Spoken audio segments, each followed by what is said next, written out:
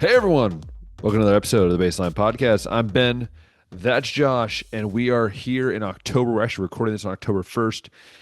We're in October. I have a nice light above me. It looks like I have like sun rays on me. It's not really. I think the lighting looks cool. That's what I gotta say. But no, October is here, which is wild because that means playoff baseball is here. We're getting near the middle of by the end of this month, we'll be in the middle of college football season. The NFL season is going and the Browns still suck.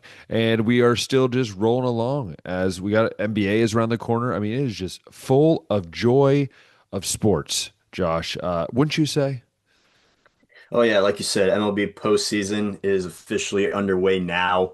I just watched Cleveland rally in the eighth inning, 5 runs to win. I think it was 6-1 was the final against Detroit, so there will be a game three there. This episode's already going to be out by the time the Yeah. series is all finished up, though, so I'm not going to necessarily predict a game three, but just we know how the baseball season's gone, Ben. Detroit just had one of the worst collapses ever. Cleveland went on one of the hottest months ever. And your Cincinnati Reds, who've been, Ugh. slow and steady winning the race, sneak in as the Mets end their collapse against the Marlins to end the season. Unfortunately, you guys got the Dodgers and took a spank in that game one. But I mean, as a Cincinnati fan, I'm sure you guys are at least happy to have seen Oh, I guess, the younger players be good enough to at least get to this point.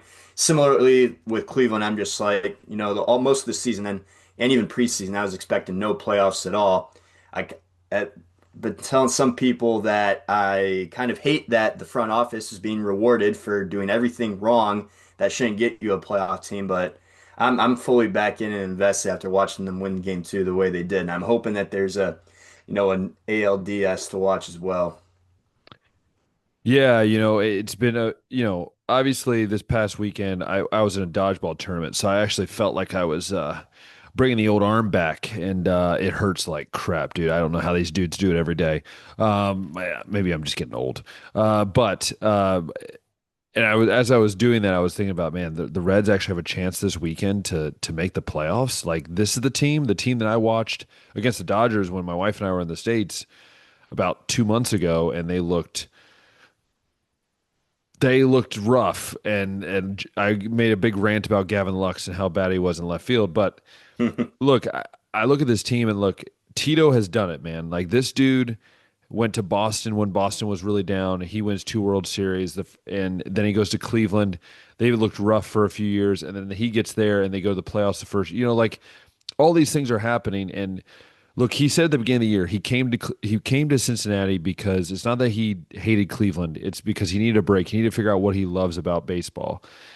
And he realized that he even said like the Reds were the only job that really piqued his interest. And look, there were times this year where like De La Cruz just looked like he looked amazing, and then he went on that huge slump for about 3 months. You had the pitching that was just kind of disappearing because of injuries, and it finally slowly started coming back. You have so many young guys that have done such an amazing thing. Look at Pagan having a career year as a closer. Look at Abbott coming out of nowhere and just being that ace when Green has really been inconsistent and hurt.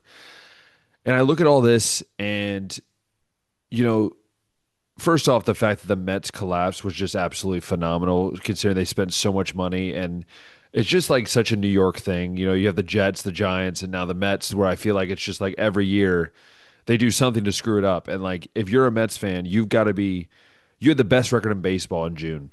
You have to be asking questions like, how do you go from that to this, where you can't even beat the Marlins at the end of the season? Like you can't even beat them. Like all you gotta do is win a game. The Reds lost that game, and now you gotta do is win, and you can't even do that. And look, as a Cincinnati fan, like yes, will I be disappointed if the losing streak continues? Which people don't realize the losing streak included losing two games in 2020. Which again, people say, well, we're back in the playoffs since 2020. I don't count 2020 as really a playoff run. We made it because it was a shortened season. I really don't count it since 2015 or 2013. I guess it was technically. In 2013, we got swept by the Giants, and I believe now it's up to about 12 game losing streak, I think, in the playoffs. And look, I hate that it's the Dodgers, but it's also a test to see where this team is.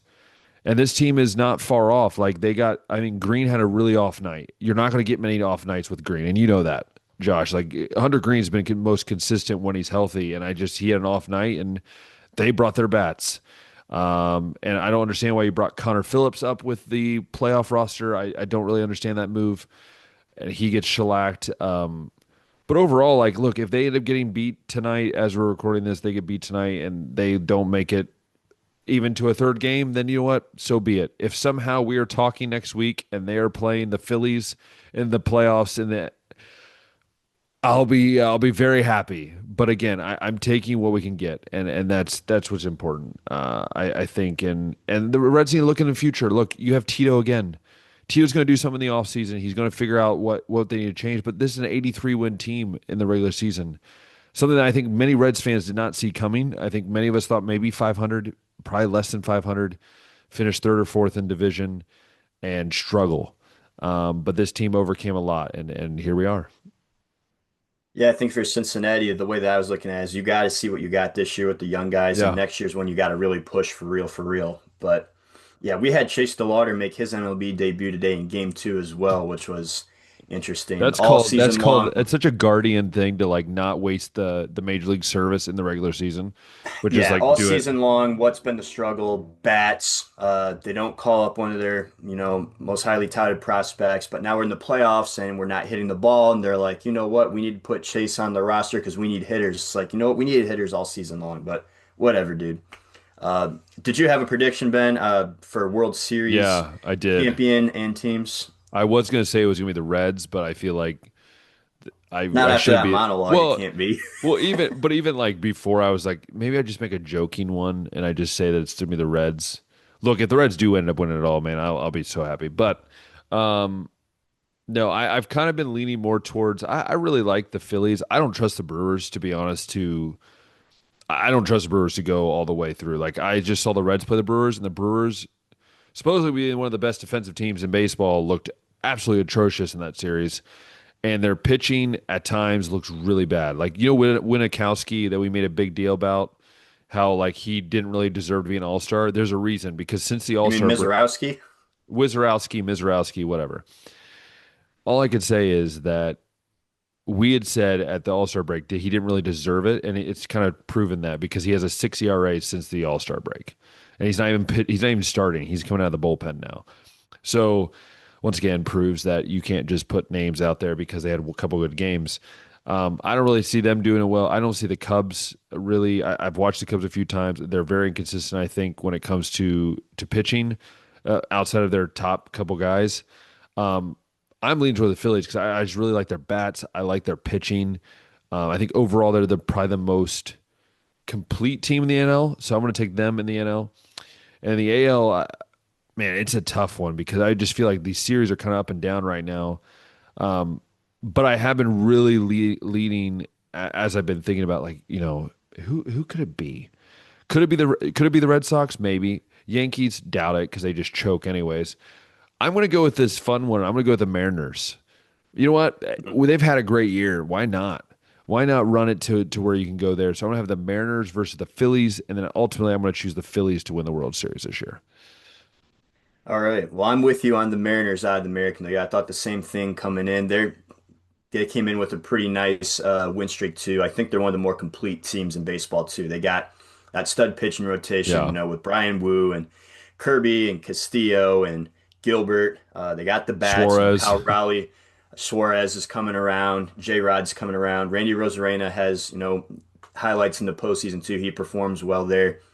So I got them out of the American League. Just kind of going around everywhere else. I don't believe in Cleveland's bats. I don't believe in New York defensively and with the base runners. I know they lead all of baseball in WRC plus. You got Aaron Judge out there. You got the rotation with Rodon and Freed, but just even in game one, Aaron Boone benched Jazz Chisholm and Ben Rice, two of his best players. You want your best bats going against Garrett Crochet. Boston's throwing out their best, and he decides that analytics is more important. And Oh, I hate postseason is analytics, always dude. about the players. Yeah. Gosh, I hate So analytics. yeah, I don't see the Yankees coming out. The Red Sox, I think they just They got a look lot of young rough. guys that are inconsistent. Not convinced on their starting rotation compared to some of the other teams. The Blue Jays definitely could. They definitely got all the bats. I just like the Mariners a little bit better what they're bringing to the table right now. And then Detroit, just the collapse that they had at the end of the regular season, I just don't see them going much farther than maybe the wild card. Out of the National League, though, Ben, I got the Padres, and they lost game one to the Cubs, so this already could be blown up right away. But I just love their bullpen. Bullpens are really important in the playoffs, and they do have some guys like Fernando Tatis that show up and for the big moments. He's got like a 1300 OPS in his career in the playoffs, although it's been a shortened playoff career. I think it's just like 13 or 14 games, but still, the man shows up to play. They got a lot of stars on that team that also can show up to play. Uh, the reason I'm going with them or some of these other teams, like you said, the Phillies, I really like the Phillies. Trey Turner's coming in off an injury, though. I don't know what version of him I'm going to get. I don't really know who that third starting pitcher is going to be if I can count on them since Zach Wheeler's gone. Ranger Suarez pitches in the playoffs well. Christopher Sanchez has been really well in the regular season. I just don't have that third guy that I can count on. And I kind of agree with what you said about the Brewers. All season long, they've looked really good. I think they're probably the most balanced team in the National League as far as, being able to run, play defense, pitch, hit. It's just we've seen teams like this before that they've put out and they just, for whatever reason, can't get past like maybe the first round of the playoffs. Yeah. It's more like a franchise thing, I think.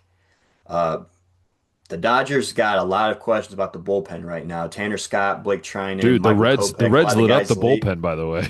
The Reds lit up their Starting bullpen. rotation, it's like, yeah, Blake Snell, Tyler Glasnow, Yamamoto. I trust them all to perform. It's just the guys in the back of the pen, man, that you're supposed to be able to count on. Reason the Dodgers are so good last year with a lot of these guys, they aren't performing well. I don't believe that they're going to be able to get it done like I do with the Padres bullpen. And then the Reds, you kind of already nailed it. I think they're just kind of happy to be here, uh, building towards Well, something as bigger as in the Brent future, Brent hopefully. as Brent Suter said, you can't kill them. You can't kill the Reds. I don't know if you saw that rant. That was I hilarious. didn't know. That was the most he's a Cincinnati kid, right? He grew up in Cincinnati, plays for the Reds, lifelong fan. And he was telling how excited he was. He goes, "And you can't kill the Reds. You can't kill them." It was phenomenal.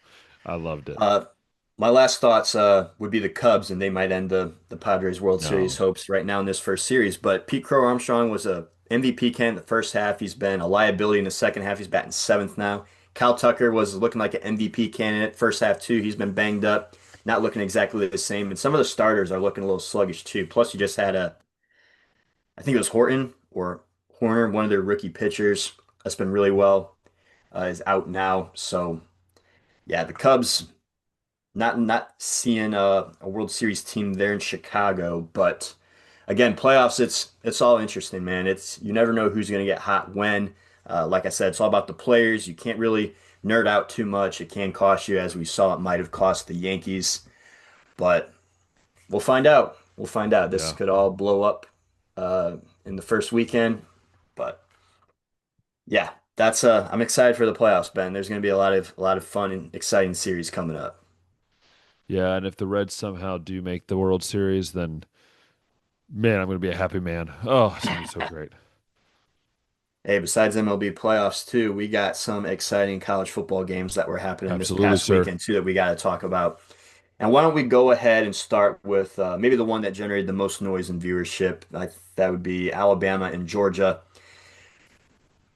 24 to 21, Ben. I picked Georgia. I thought that the week before they had proven that they can be a team that can throw the football the way that they did Tennessee, get in a high scoring game, something Can't that we run the haven't really ball. seen Georgia teams do. But yeah, they still can't run the ball, and they didn't do that all that well against Alabama. One thing I missed from that Tennessee game, too, is that Tennessee's both of their starting corners were out that game, including Jermon McCoy, who's going to be a first round pick probably in the draft. I missed that. So maybe a little fool's gold there with that Gunnar Stockton performance. But Alabama too, I think myself included. I Alabama really didn't look wasn't great sure. though.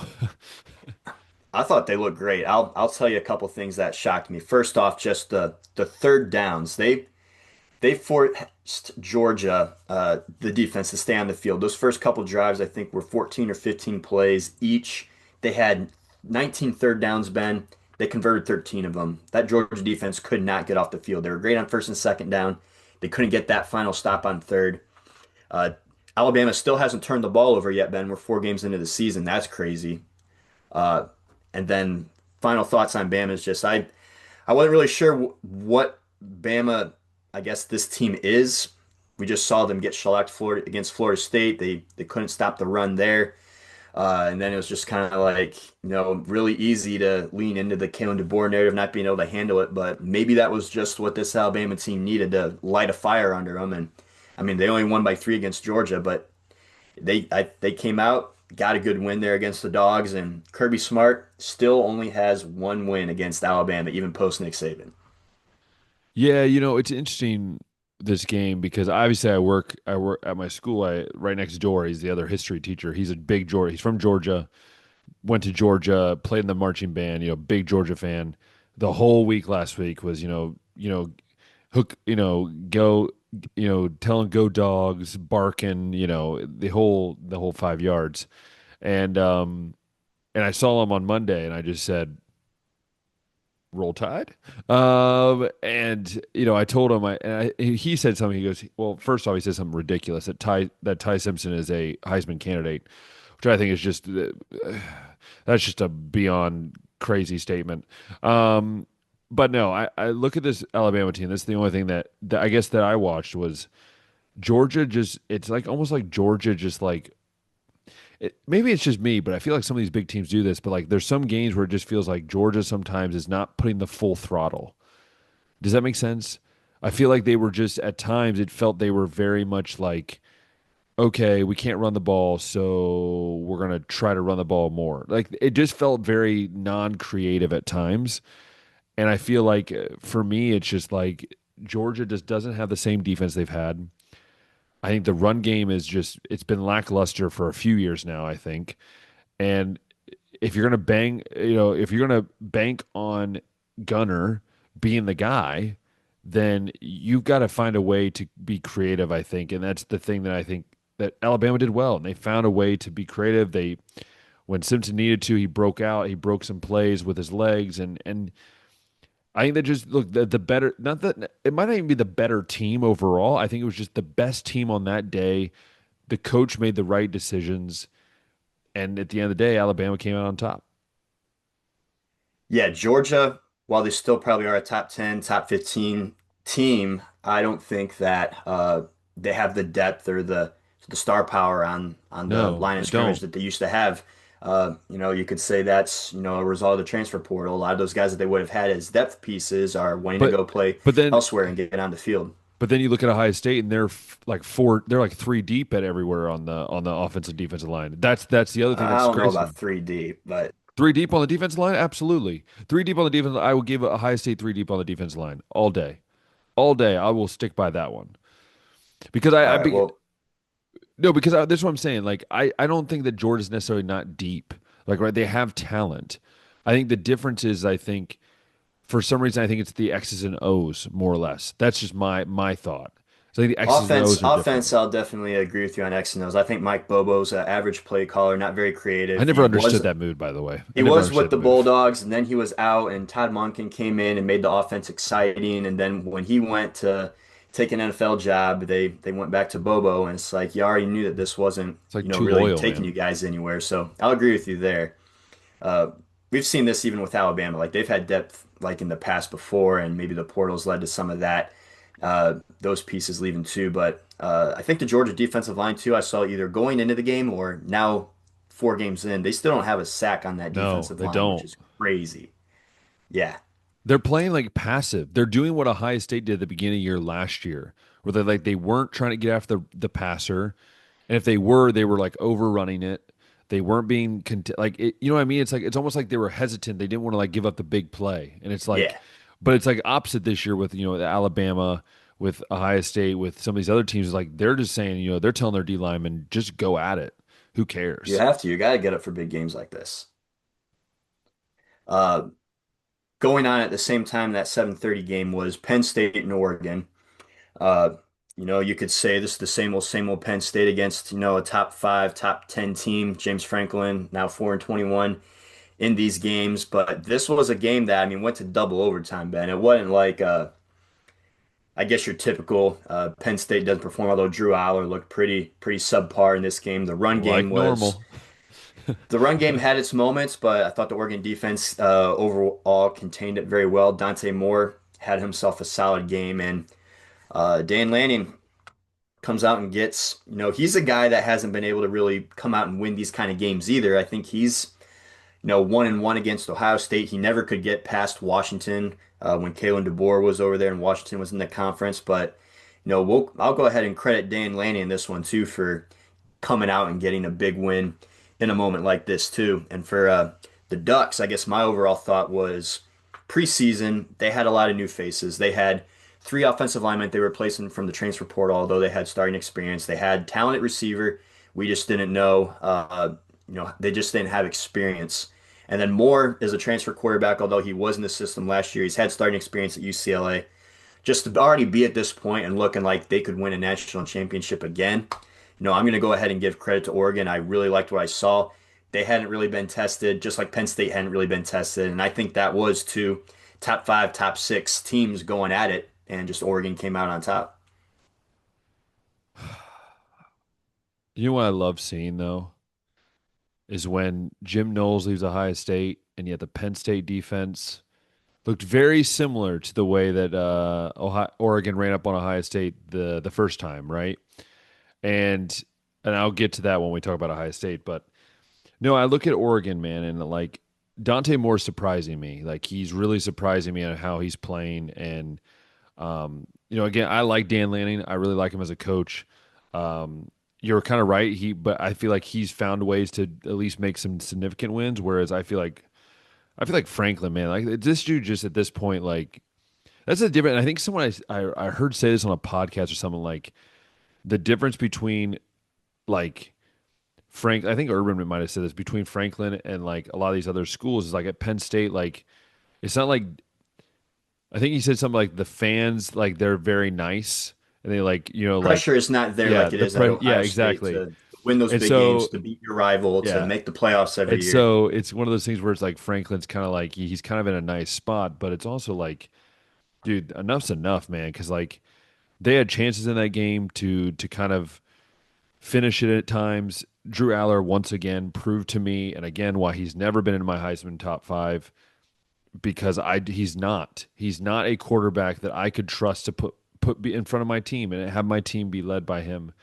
Running game, they have two really good running backs. And I feel like they don't do enough with them, and the defense again did not look great at times. Did not look great, and we'll talk about Ohio State, but I think it wasn't a personnel problem at Ohio State. I believe it was a coaching problem. I'm not saying Knowles is not a good coach. I think he is a good coach, but I'll explain more when we get to Ohio State. But yeah, I think Oregon, give them credit, man. They walked into Penn State in a whiteout and said, "Give me that," and they took it and ran with it. I cannot wait to see. I believe it's going to be a Ohio State versus Oregon in the Big Ten championship game, and I think it's going to be a fun one to watch.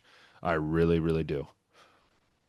Yeah, I mean, credit to Jim Knowles. He allowed 17 points in regulation, but the Ducks converted 5 of 7 fourth downs also in this game. And you got to be able to get off the Yep. field in those kind of downs. And I mean, that's who Dan Lanning is. He's aggressive on those late downs. He's going for it maybe when he shouldn't have at times, but in this case, he did convert a lot of them, and got to give him credit for that. But yeah, let's go ahead and talk about Ohio State now, Yeah. because I don't think anyone necessarily doubted that they would lose this game to Washington, although I They think a lot of dominated. people agreed that Washington probably should have been ranked, a good team nonetheless. But we were looking at the spread, and it's like Ohio State's only -8.5. That's interesting, and they didn't really come out and have the offensive shootout necessarily that you would have liked to have seen. But again, the defense came out and Dominated. allowed just 6 points to a dynamic athlete at quarterback in Damon Williams. And I think Caden Curry was able to sack him 3 times. And I think his name escapes me, but there's another guy that had 2 sacks. Like McDonald. they were getting after the quarterback. They had 6 sacks. Oh, Hmm 7 sacks. They had 7 sacks. Yeah, take it away, man. I mean, Julian saying also through 5 games now, he's 9 for 9 on deep balls, Yeah. passes over 20 yards. He's been pretty accurate. You wonder maybe why Ryan Day hasn't given him more on his plate, unless it's just slowly easing him in and seeing how he handles it. But that kid's also looking really good at quarterback too.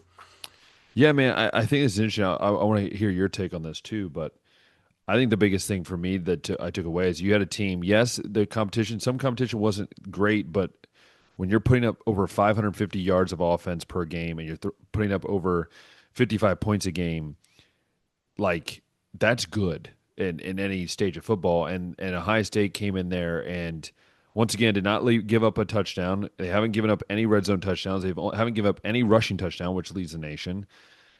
They're now only averaging 5.5 points a game. They're allowing. Todd McShay, not Todd McShay, yeah, Todd McShay. He was even saying that this is up there with Alabama's defense back in 2011, 2012. And I think part of that is because you held this team to 230 total yards of offense. You had 7 sacks. Caden Curry had 5 tackles for loss, 3 sacks, 11 tackles at defensive end, by the way. Let's just point that out. You held Jonah Williams pretty much outside of that one big run, which was a hold if you look at the video, but you hold him to that one big run. Outside of that, I think he averaged about 2.5 to 3 yards a carry. Uh, I Poor quarterback looked like he was about to just like he was so scared every time, man. He had someone in his face. He's tripping over himself, falling -3 yards backwards, and then you look at the offense, and I believe that I would to answer your question. I think it's not that he's not opening the door. I think like he just doesn't have to right now. I think right now they're taking what is given to them, but I do know that when they want to take a shot, that he's been able to take those shots. And also, I don't understand why if you're Washington, it's 3rd and 11, and you decide to blitz what 7 dudes, and you leave Jeremiah Smith on a drag route, no one around him. I think that is just the dumbest idea I've ever seen. And he ran. By the way, he's so freaking fast. Like he got that ball and he was in the end zone within a few seconds. Just stupid. But no, I loved Bo Jackson again. Bo Jackson is he's a great running back. But no, the defense is what impressed me the most. And when I was going to talk about what I talked about Penn State is that this team lost 8 starters to the NFL draft. They lost their defensive coordinator. And what I've noticed is since he's come in, Patricia, is that I think we got Johnson back to being what Johnson was before Knowles got there. And that was allowing Johnson to coach his D line to say, go get the quarterback. We don't have to be passive. And that's kind of what Knowles' thing was like, don't be too aggressive with some of the defensive line stuff. I think they're allowing the defensive line to be defensive line. And I think the back seven is being able to do this. And oh, by the way, you have probably the two of the best linebackers in football in Styles and in Reese. And Reese looked really good at doing a lot of the spying and everything like that. This is even just fun to watch, and I don't see them being tested. Even against Illinois, I see them being able to be pretty dominant. I think Penn State's going to be the only test in the regular season. This is an elite team, man. I didn't think I would say that, and I told you guys at the beginning of the year. I didn't think I was going to say that this year. I thought, hey, we're going to be a good team. We might make the playoff, but dare I say they have a chance to run it back. Um, I don't think there's a team with a better defense right now in college football. There's probably a couple of better offenses, but I still think Julian Sanders is going to be a heck of a quarterback by the end of the year. And Jeremiah's going to put up some historical numbers. Yeah, Washington does a lot of man coverage on defense, and that's probably not the best thing to do against No. Jeremiah Smith ever. But to your point about, the defense and running it back, yeah. 8 starters, new defensive coordinator, and they're allowing 5.5 points per game. And they've gone against Texas and Washington, so that's baked in to that. It's not like they've just been playing a bunch of scrubs. Yeah. And then to your point about Jim Knowles and Larry Johnson, it's like, yeah, I know that they butted heads and maybe Knowles' scheme wasn't necessarily conducive to the type of defensive end that Larry Johnson was trying to, breed. We'd seen him develop guys like the Bosa's and Chase Young, and then you had talented guys like Jack Sawyer and Tyleik Williams and, JTT. JTT that came in and were seemingly underwhelming in the pass rush, at least with the sack numbers. They just weren't what you were used to seeing. You were wondering if maybe it was Johnson on his way out, not, losing the edge, not being able to develop the way they used to. But hey, maybe it was just something schematically. Both things can be true. Knowles can be a great defensive coordinator. He is, Yeah, he is. and it worked, but just not the way that would be conducive to, like I said, with Larry Johnson's style of player. So, understandably, why they would butt heads. They got two different philosophies, and both seem to be working. Yeah. Or one worked last year, and one's working really good this year. Yeah. Uh, we'll talk more about Ohio State with the upcoming matchups, but another big game that was going on at 3:30. That was Ole Miss taking on LSU, and we were wondering, LSU hadn't been able to run the football well. Can they take advantage of a weakness in Ole Miss's defense that is not being able to stop the run? will Trinidad Chambliss, the new quarterback in town, be able to handle, a big test like this? Would Garrett Nussmeier finally step up? And we got some of those questions answered. First off, the LSU defense that's been dominant this year allowed the most points it has this year, 24, which still isn't that much. But again, with the way that the offense has struggled this year, they're going to need to have that defense be way better than that. And like I said, Chambliss, uh, nobody knew who he was coming into the season. A transfer from Division II Ferris State, zero-star Cedarville recruit. played them a few times in basketball. Yeah, Ferris State. Yeah, yeah, we definitely are familiar with them. If you guys are a Cedarville athlete or student over there, but yeah, he won the D2 Natty, so it's not like he's a scrub by any means. But he comes in and wins a big game like that, and I think a lot of people are thinking really high of Ole Miss. They jumped to four in the AP poll. But yeah, Brian Kelly wasn't happy with what he saw from the offense. He made that clear and drew some criticism for seemingly throwing Garrett Nussmeier and the offense under the bus. And it's like, yeah, I mean this has been something that even people in the media have brought up to him at the end of games. I think at the end of the Florida one, when Florida threw Lagway had 5 picks in that game, they still only, I think, won by 10, only scored 20 points. It's like, what's going on with the offense? And Brian Kelly was like, can't you guys like just get off their back and say that like, as a team we played a great game and stuff. But that offense, that lack of offense has finally been exposed. Uh, LSU's gonna have to get it figured out, but I think overall a great win for Ole Miss, and we'll see when Austin Simmons comes back. But I think you guys stick with Well, Chambliss at he quarterback. was healthy this week. He just was the backup. He was back and able to play if they needed him to. But I think they just like Chambliss. I really do. I think that's what it is. To be honest with you, I kind of like him too. I don't know. I like that mojo, man. Division II mojo. Just like, Hmm. dude, I don't care. Like he doesn't care. Like, what's the worst can happen? He's the backup in a Division I team. Like that's this dude had no offers coming out of high school. Like to me, like that's like the coolest story, man. Like I love those kind of stories. These guys just work their way up. And the dude, I think had like 50 some touchdowns combined last year in the Division II level, which is just ridiculous. Um, no, so I think it'd be interesting to see what happens though, for sure. But I liked Ole Miss in this game, but also LSU, man. Oh, Nussmeier, you had our chance, man, to like prove both of us wrong and be in the Heisman I was running, holding out hope, man. I thought that there and was no, something in there. and no. Yeah. Uh, did you pay attention at all to the drama going on between Whit Weeks and Lane Kiffin's daughter? Yeah, I mean, I saw because we mentioned a little bit. Like, I saw that they were like, or I think I mentioned it to somebody not on here, but I did see that that was very interesting. The timing of all that, to be honest with you, it's very funny.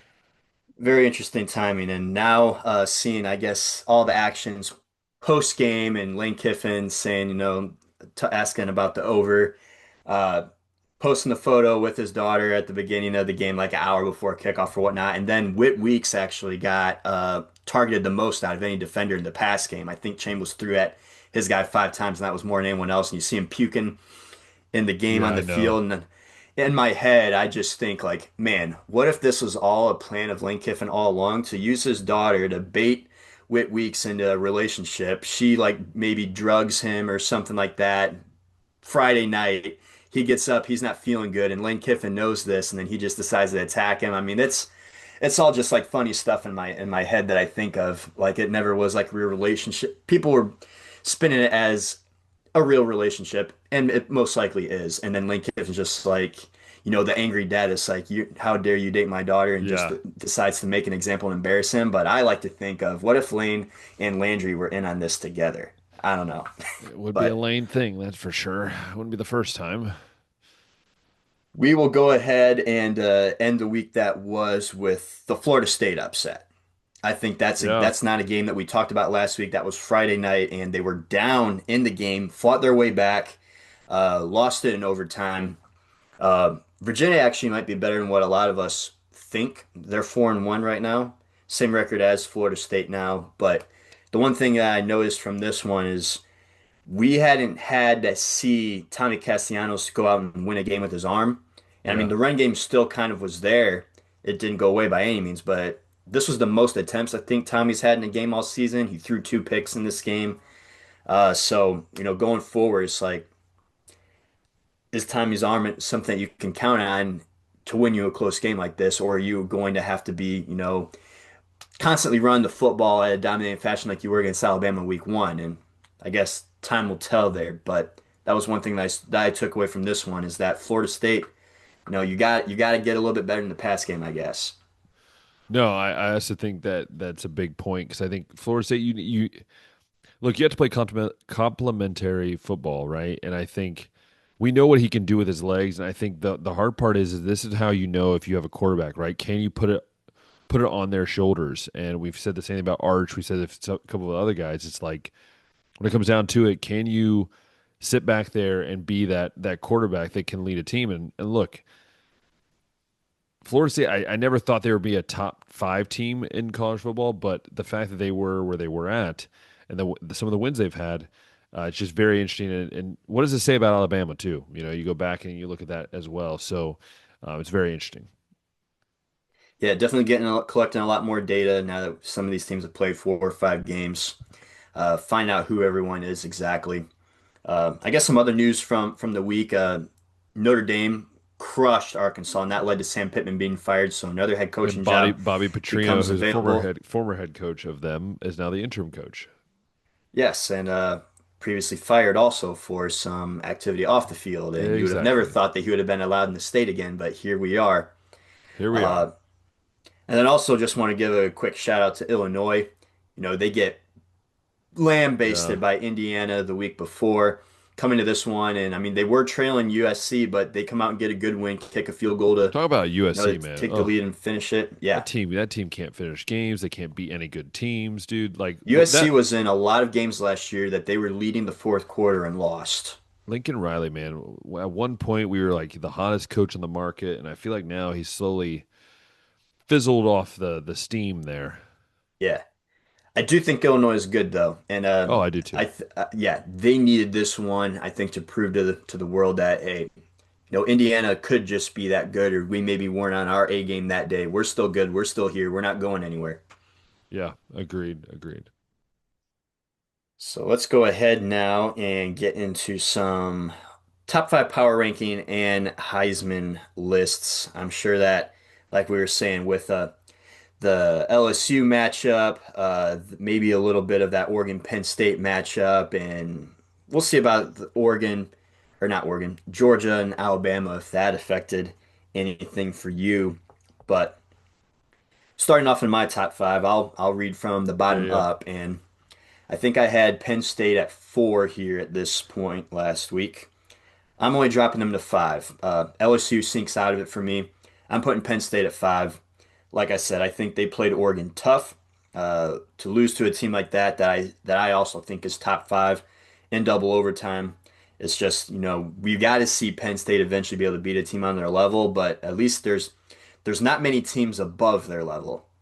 But there's a lot of teams that are below them, and I Yeah. think they'll handle it against most of those teams. So I still got them at 5 right now. It's just I know their perceived ceiling. They're probably never going to be able to move any higher than 5 until I see Yeah. something different.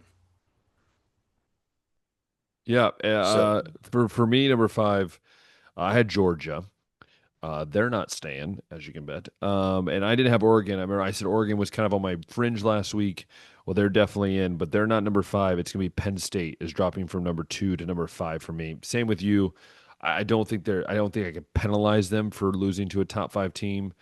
Um, but I also believe that they are, a team that needs to get a win to really bump themselves up, or they might drop out. for sure. Uh, into number 4 for me, I'm on the Ole Miss train now as well. Uh, I'm having to pump the brakes on wanting to see Trinidad Chambliss, put together a Yeah. Heisman campaign, but I did love what I saw against the Tigers. We've seen him have 2 good games now against 2 good teams, Tulane and LSU. Ole Miss, yeah, I got them at 4. I think in the AP they actually flip-flopped. I think Ole Miss might have been 13, LSU 4, and now LSU's 13 and Ole Miss is 4. But I agree with the AP. I think Ole Miss is probably the fourth best team in the country right now. I'm actually going to keep Texas at four. Again, Old Miss is kind of on the fringe for me. Again, I want to see it continue a little bit. Texas, since the Ohio State loss, they haven't always looked great, but hey, they've gotten the wins. They've done what they need to. Again, when your loss is the number one team in the country, you can't penalize them too much. So I'm going to keep Texas at 4. Before we continue, I want to have a quick little conversation about this because it's been a topic of discussion. Penn State, um, Texas, Yeah, Georgia, and Alabama each have one loss. yeah, And people have been taking issue with Penn State and Texas still being in the top 10, yeah. even though they do have those losses. They don't have a win against a team with a pulse.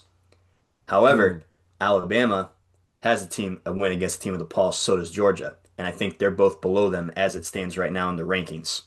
Yeah. Should quality wins, especially this late into the season, be worth more than high quality losses?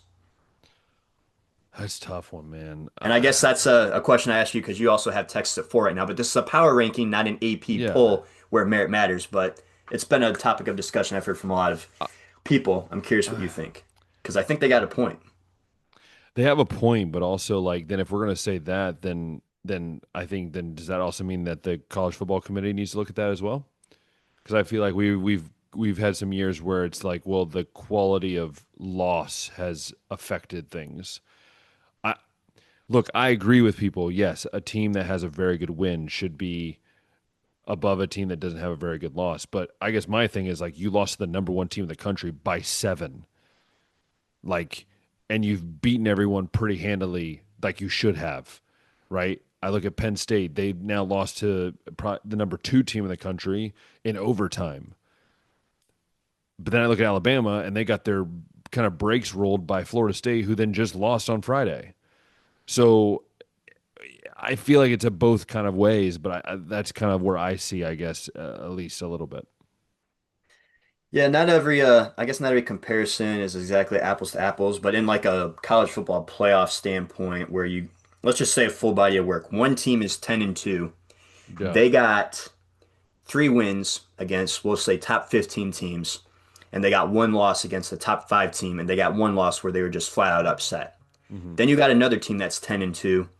They beat 10 unranked teams, and they lost to the only 2 ranked teams that they played, Well, and they were the lower yeah, ranked, and they were the higher ranked team in both games. So but it's I like think, in that case, it's like okay, I yeah, got a better body of work from Team A. They've shown me they can beat good teams. They've hung tight with a team better than them.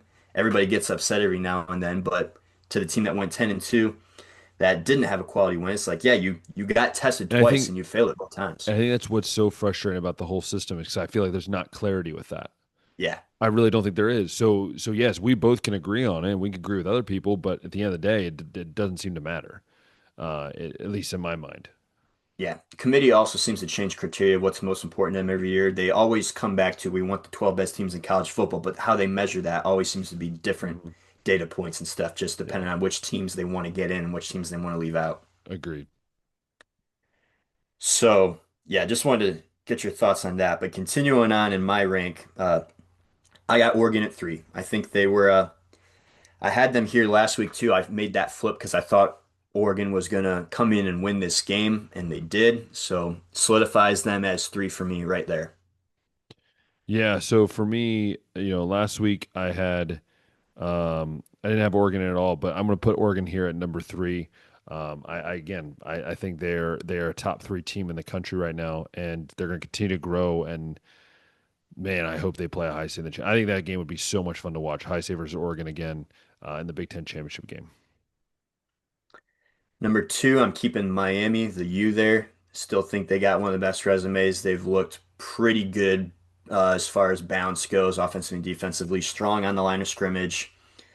Keeping them there at 2. Yep, I'm going to put Miami at 2. Again, I think they're a top 2, 3 team in the country. They just got to keep executing, keep doing their things, and they're going to be here probably most of the year.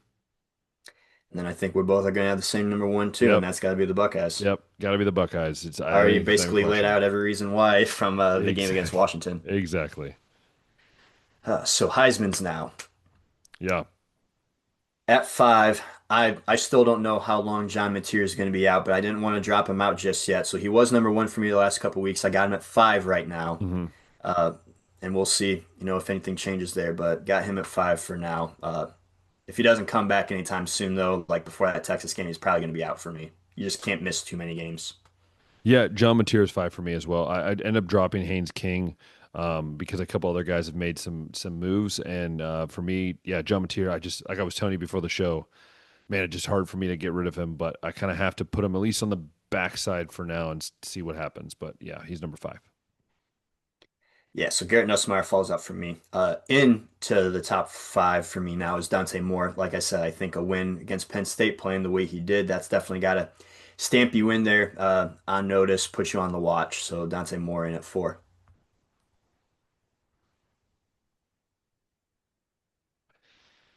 Oh, oh, Josh is gonna hate when I do this one.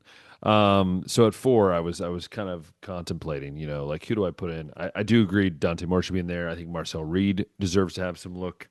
I think there's a lot of guys that deserve a look in this.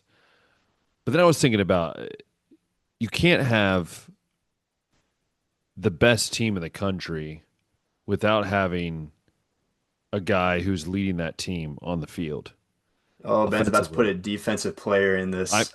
no, no, I'm not. I'm not going that crazy. I'm Oh, not that crazy.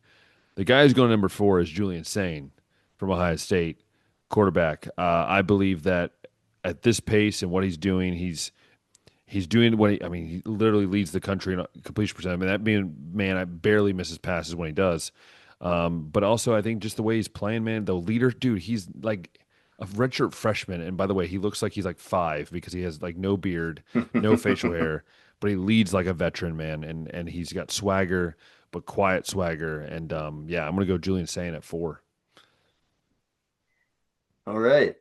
Yeah, I figure you're gonna put a Buckeye there, just not the one that I would have thought. And yeah, I don't have any words. I won't disagree with it. It's saying someone that I could see myself putting in later into the season if once I see a little bit Yep. more volume to his game. But yeah, number three now. I had bumped up Justice Haynes up to three. I think he's been looking like one of the best running backs in the country. Michigan didn't play this last week, and I wasn't gonna punish him for that. But yeah, Justice Haynes is at three right now. So three for me is going to be Dante Moore. Again, I've loved watching Dante Moore play. He looks really good, both when he has to run and obviously throwing the ball. Looks like one of the best quarterbacks in the country, and makes it easy for me to put him at number three. There you go. And number two, I got Sawyer Robertson, quarterback from Baylor, leading the nation in passing yards still. I believe he's still up there in passing touchdowns too.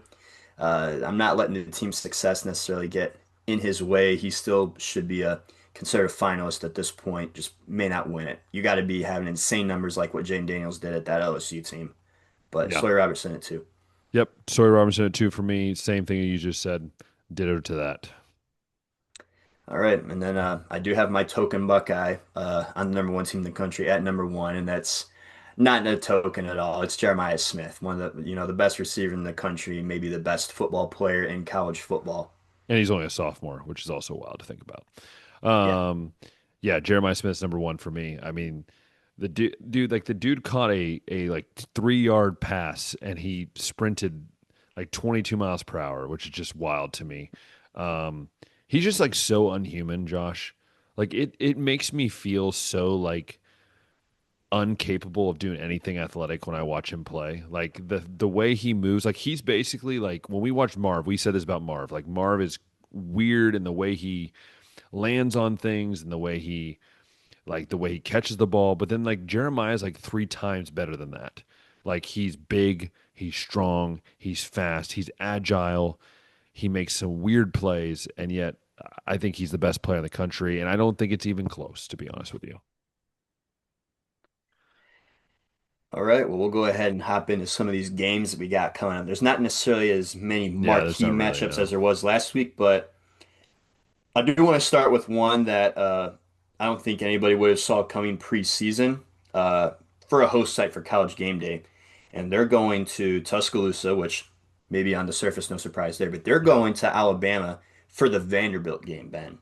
Number 10 versus number 16, and Alabama is actually only a 10.5 point favorite. I think when they lost last year, they were like a 40 some point favorite, and They're I know like, that plays into this too, into this decision. But Vanderbilt's looked the part. They're 5-0. Really, the only team I guess you could say they quote unquote got tested against was Virginia Tech at the Power Four level. But Diego Pavia is looking like a stud, man. He's, I think, Can't stand that guy. first in the SEC in touchdown passes right now, if my memory serves me correct. But yeah, tied first in the SEC for pass touchdowns, yes, and fourth in pass yards. So Vanderbilt's been one of those like nice feel good stories, but is this the moment where that all gets blown up and exposed for what they are? Yes, Alabama's winning by 3 touchdowns. Straight up saying it right now. I don't believe in Vanderbilt yet, and if I'm wrong, man, I'll admit that I'm wrong. But I have Alabama win this game. I'm gonna go 34 to 14. 34 to 14, Alabama. I think their defense is really good, and I think their offense is going to be very hard to stop for Vanderbilt. Yeah, I think Alabama, that Florida State loss, they obviously look like a different team. I think that might have lit a fire under them. But I figured I'd go ahead and show some of the, I guess, interesting matchups here of this. Vanderbilt obviously doesn't have the strength of schedule to this point that Alabama has. Alabama's played, two top 15 teams now, I think it is. But what's made Vanderbilt good so far, Ben? They're eighth in first downs, but the Bama defense is actually 18th in first downs allowed. So Ooh. that'll be something interesting there. Can they contain that? Vanderbilt 14th in total offense. The Bama defense is 19th in total defense. Vanderbilt is fourth in third down conversion percentage. Alabama's defense is ranked 99th. Mm. So can Vanderbilt maybe keep that Alabama defense on the field, extend drives, kill some clock, wear that defense out, maybe score a couple extra touchdowns because of that? That'll be something to keep an eye on. Also, Bama, like we mentioned before, Georgia doesn't have a lot of sacks. Bama just has 5 sacks so far, and that's 114th in the country. And Vanderbilt has allowed the ninth fewest sacks. Diego Pavia has just been sacked 3 times this year. Mm. Bama also, though, is first in turnover margin. So, like I said, they haven't turned the ball over and they've been forcing turnovers. So while they haven't been maybe getting after the quarterback, they've been, forcing their way and getting extra possessions for the offense that way. So, will those things hold up? We'll find out. But that's how Vanderbilt's been playing well this year, and I think Alabama's defense does match up favorably against that. Mm. The other big game, Ben, that's going on, Florida State and Miami. Maybe this has lost a little bit of steam because Florida State lost that game to Virginia, but we'll soon find out if Virginia actually is a good team. Miami's coming off of a bye in this one, so they're going to be well rested. But this is a football matchup, Ben, that used to be super hyped up in the early Vicious. 2000s, in the 90s. This is two of the, traditional powers. And it's cool, I think, to see this game mean something again, for the tradition of college football for both of these teams to finally be relevant again and in national title discussions. So that's just my thoughts initially about the teams, and it's cool to see an old rivalry get reignited like this again. Yeah, it's like back to the Bobby Bowden days. But yeah, man, I'm excited for this game. I think Florida State has a lot to prove after last week. Miami still has a lot to prove. I think Miami's got to be proved that they are a legit team, and this is a great test for them. I think Alabama. I'm sorry, Alabama. I think Florida State. I am worried about Castellanos though. Now watching him the game from last week, I don't know if I trust him to make those in deep of the game throws. Um, I'm going to lean towards Miami here. I think Miami's going to win probably by a touchdown. I'm not going to go with a lot. I think it's going to end up being like 28-21, 31-24, something like that.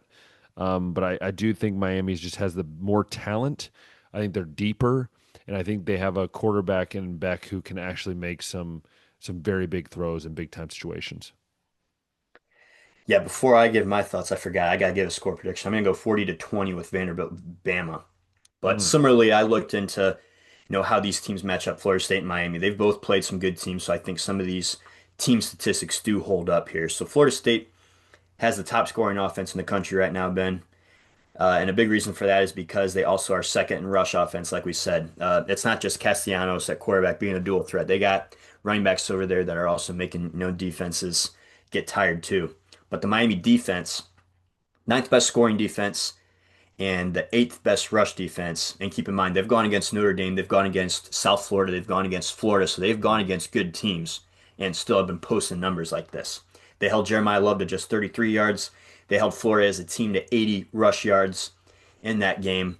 And like we just said, the Florida State rush offense wasn't necessarily lacking in that Virginia game, but Tommy did have to get a little bit more involved in the pass game, so we'll find out if Tommy can go ahead and, be an X factor here, because against Virginia, just one touchdown, two picks, completed only 56% of his passes, and was sacked for the first time Mm. this season in that game. They got to him twice. So the Miami defense, I think, is definitely built for this. And then the only question I would have then, Carson Beck, a guy that's had three picks already this year, a guy that Hmm. had turnover problems last year.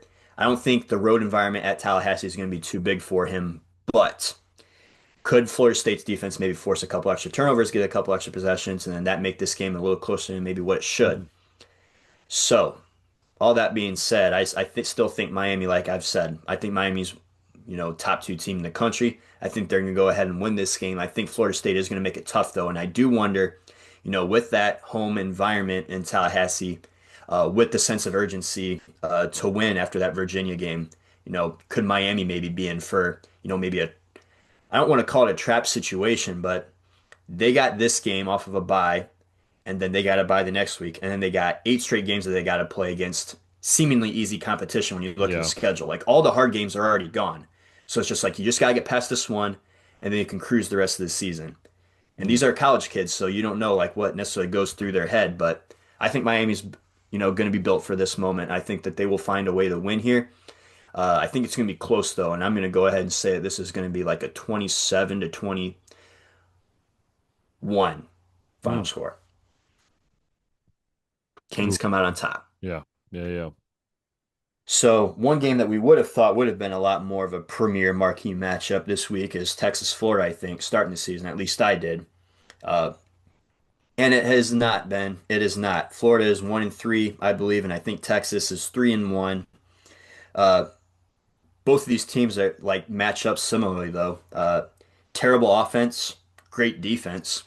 Mhm. I think you can make the case that if you gave Florida Texas schedule, they'd have the same record as Texas right now because they've gone against what UTEP, same Houston State, Ohio State would have been the loss that they would have had too. Uh, if you got Texas, I mean, they would have had to have gone against South Florida. They would have had to have gone against LSU. They would have had to have gone against who's the other team? Escapes me, but yeah, just reading off some numbers here. The Texas offense, 41st in total offense, 55th in scoring offense, 102nd in third down conversion percentage, 97th in first downs. They also are 112th in penalties. They haven't been disciplined, and going on the road to the swamp isn't going to be the spot that they get better at that. Florida's offense, though, Ben, 113th in total offense, 98th in scoring offense, 122nd in third down conversion percentage, 106th in first downs, but they are a little bit more disciplined, 26th in penalty yards. Could that be the difference of this game? Penalty yards, the home field advantage. Texas is only a 6.5 point favorite in this one. So I Yeah. think the spread accurately reflects terrible offenses and high defenses. The over under for this one, I think, is also 41.5. I think that under is definitely going to hit in this one, unless this is just a game. I mean, DJ Lagway said that the offense is going to explode at some point. You guys will see. And we've been waiting for Arch Manning to have his explosion. I I don't think it'll necessarily be this game because I think both of these defenses are legit. But I do think Texas is going to pull off the win. I don't think it's going to be necessarily a fun game to watch. I think it's going to be ugly. I think it's going to be low scoring. I think it's probably going to be, both teams could be lucky to score even 20 points in this one. But I'll wait to give my score prediction. Want to hear your thoughts. No, my thoughts are simply this. I think Texas is slowly figuring out, but at times still look rough. Florida is just that offense is so hard to watch, dude. It's just it's painful to watch. But again, two good defenses. I agree with you. It's gonna be like a slugfest. I think it's gonna be. I and again, I think that Archman, this is his moment to show something that we haven't seen, and I think that's very key. And I think he will this week. I think it's gonna be Texas 16, Florida 10, and a bold prediction after the game. Florida's head coach gets fired. Calling it now. That's what I was thinking because Bold that'd be one and prediction. four for Billy Napier. They got Texas A&M the next game. That could be 1-5. Uh, but I'm going Texas. I'll give a little bit more points. Texas 19, Florida 16. But yeah, that under I think is definitely going to hit, and I'll be shocked if it doesn't. So the big noon game this week, Ben, is Michigan and Wisconsin. Uh, Wisconsin, I think the only test that they've really had, although they are 2-2, was going against Alabama, and Alabama handled themselves well in that one. We've seen Michigan go against a couple good teams. We saw them go against Oklahoma. We've seen them Yeah. go against Nebraska. Bryce Underwood wasn't necessarily dominant through the air in those games, but the run game did get theirs. Michigan's actually favored 17.5 in this one, which I find interesting because uh, week one against New Mexico, they didn't even win that game by 17, or they might have Yeah. only won it by 17. And they beat Nebraska by 3, and they crushed Central Michigan as they should have. But I guess if you're like, interested in like what the score could look like and betting and stuff like that, I'd be shocked if Michigan can cover that 17.5. I think that if they do, it's because Bryce Underwood had his game of the season. But yeah, what do you think about this one? Any way that Wisconsin, can maybe make this close and find a way to win or be I, in position, you think? I mean, I think defense, they're going to have to do it defensively. I think they're going to have to get all over Underwood and just make it miserable for him. But I don't know if they can. And I hate to say pick Michigan, but I just don't think Wisconsin has enough firepower. And I think this is also Fickle's last year. I really do. Wisconsin's just not good. They're not a good team, really. And I think Michigan's actually going to beat them pretty handily this week. And I'm going to say Michigan wins. I'm going to say 27, Wisconsin 13. I don't think their defense is going to be enough, and their offense definitely won't be enough to beat Michigan. Yeah, whether it ends up being Fickle decides to go and take a coordinator job somewhere on his own terms, or Wisconsin just says, this experiment ain't working. Yeah, I kind of agree with you. The two losses, though, uh, Wisconsin's defense was not able to force a turnover against Maryland or against Alabama. So again, Mm. that's going to be something that they haven't done yet. That would be a first if they're able to do that against Michigan. Uh, I think they only sacked Ty Simpson once in that Alabama game. As far as the Maryland one, let me see if I can quickly find anything over there about that, how the defense played there. One sack in that one too. So again, getting after Underwood, making his life difficult would be something that the Wisconsin defense hasn't been able to do in any of their losses yet. And Michigan's another good team. So I think more so Michigan. I still got to see Underwood, have that big game, I guess. Although he's shown his flashes, I've been optimistic Yeah. he'll be a good quarterback for them in the future. But I don't know if Michigan will cover that 17, but I think they do win this one seemingly easy by 2 scores. There's never going to be a doubt that Wisconsin could win No. this game or that Michigan could lose it, but I guess I'm just curious to see, Underwood take that next step and Justice Haynes continue his Heisman campaign. No, I agree with you for sure. Yeah. And then we'll just go ahead and end it. Continue to talk about the Buckeyes. There's not really, like I said, many marquee matchups this week, but this one is at 7:30, so Ugh, I'm sure gross. Buckeye fans are excited to have two Ugh, games in a row where they don't have to play at noon. Obviously, Ben is not excited about that being over no. 6 hours into the future. Ugh. But yeah, they got the I'm gonna Minnesota I'm Golden gonna see like Gophers. I'm gonna have to see kickoff, and then I'm gonna go to bed. That's what's gonna have to happen. Gosh. Yeah, Oh, 3-1 Minnesota Golden Gophers unranked, coming to Columbus.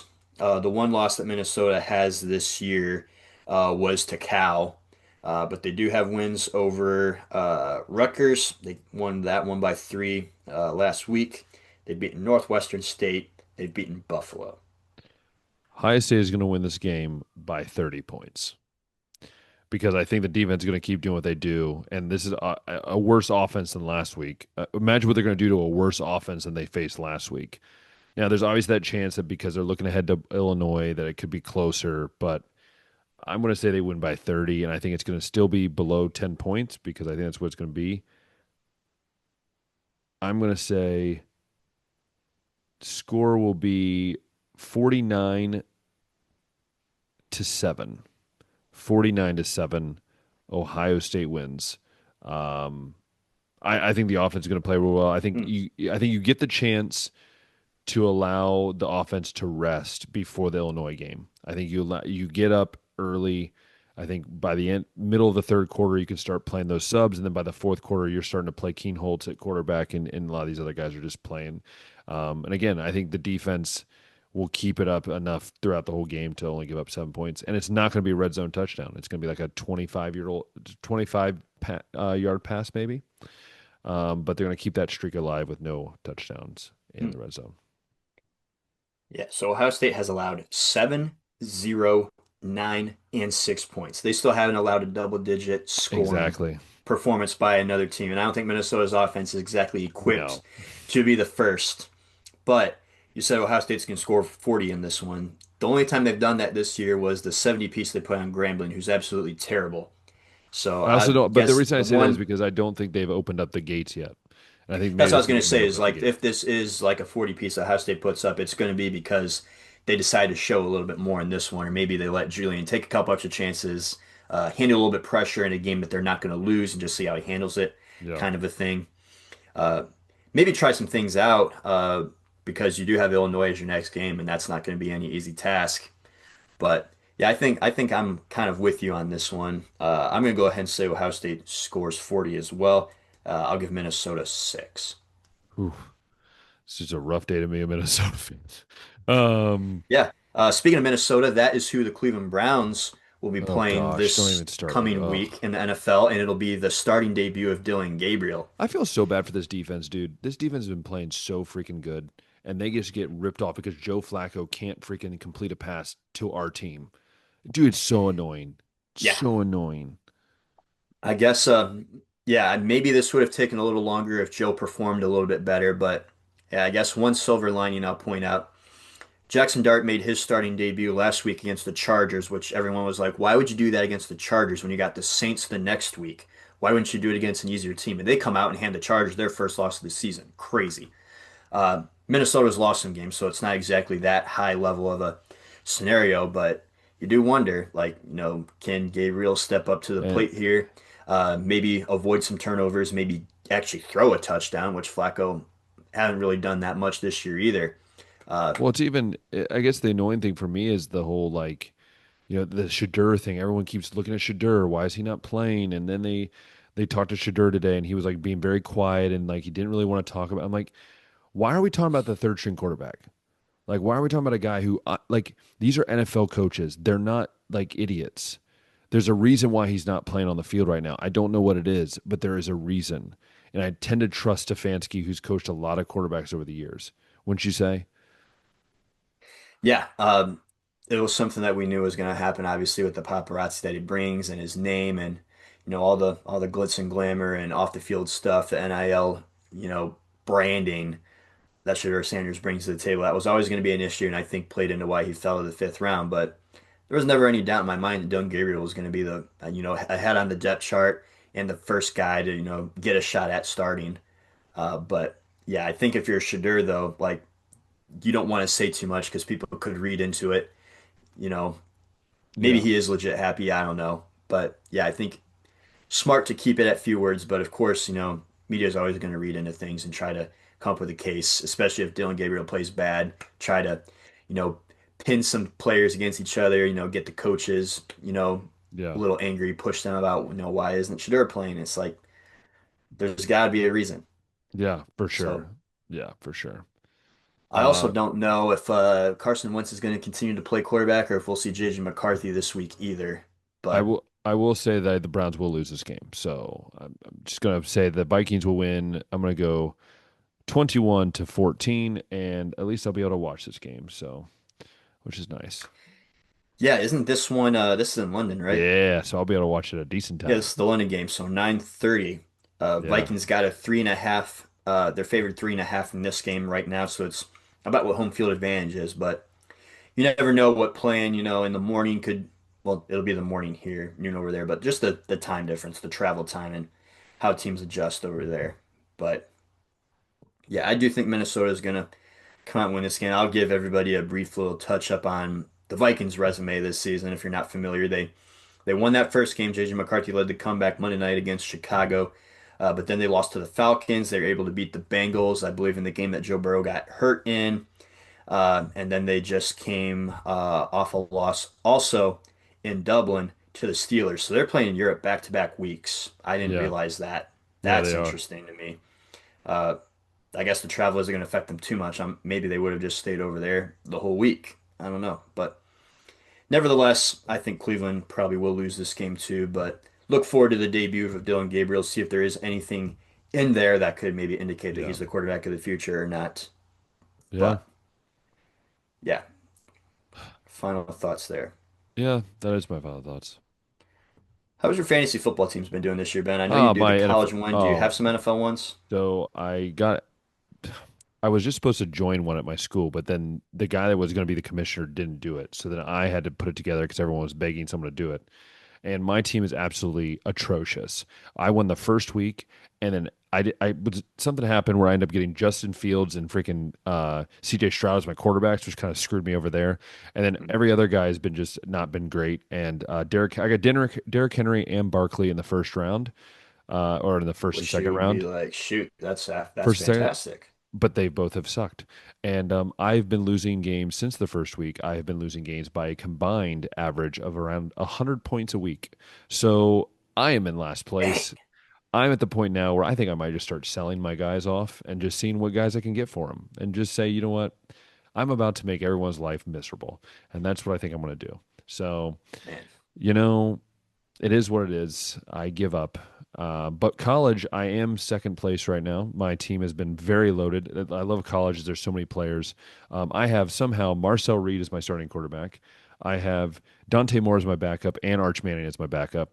So I have a nice quarterback rotation there if I need to rotate in. So, but no, we're pretty good on that in that category as well. But yeah, Yeah. I got three teams this year, and two of them are undefeated right now, 4-0. One of them is 1-3, dealing with a CD Lamb injury in that one right now. And one thing that's been good for me, I've hit on my running backs everywhere. It's crazy. I got James Cook and Devin Achane on one. I got Jonathan Taylor and Javonte Williams on one, and I got Travis Etienne and Kyron Williams on the other one. Uh, I'm dealing with a Malik Neighbors injury right now on one of ooh, my that's undefeated gonna hurt you. teams. But my other wide receivers for now are Garrett Wilson and Zay Flowers. We'll see if they can stand the test of time over there. But I mean, I had yeah, so far McConkey. so He's good. done But nothing. the injuries are starting to set in now. Like I said, Lamb's been out. Joe Burrow's out. Uh, Malik Neighbors is out now. Tyreek Hill just had the knee injury. That's always tough in fantasies. You can draft, a team that looks really good on paper, but you never know who's going to be healthy. And to your point about the quarterbacks, I think CJ Stroud is on waivers in all three of those leagues, and I would have never thought that a guy like Yeah. Stroud would be just, uh, cuttable, No, and that's the thing. It's disposable in annoying fantasy because football. I was stupid and I thought, oh, okay, I thought Justin Fields was gonna be a steal. I got him as the first quarterback I picked, and then CJ Stroud was available in like the freaking 13th round. No, it's like the 18th round or something like that. He did go late in a lot of my drafts too. So I took him and I was like, okay, that's fine with me. And but then yeah, Justin Fields got hurt after the first week, and I was like, well, there goes my season.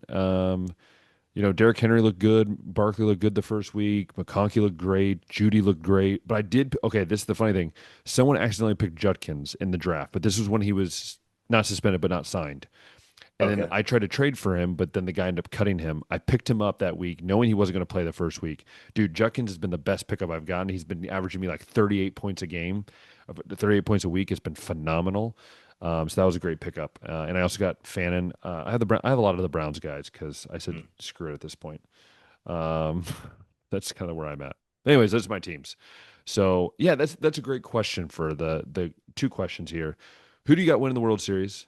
And second question is, what is your fantasy teams looking like? That's the question Yeah. we're gonna Is pose it to. looking like championship aspirations, or is it looking like it's going to be, that one of those seasons? In one of those seasons, Constantly scouring the waiver wire, seeing who you can, if there's any, yeah. spare change over there. That's what I feel But bad for the college one because we are one of the new guys. He's one of the coaches I coach with on the national team.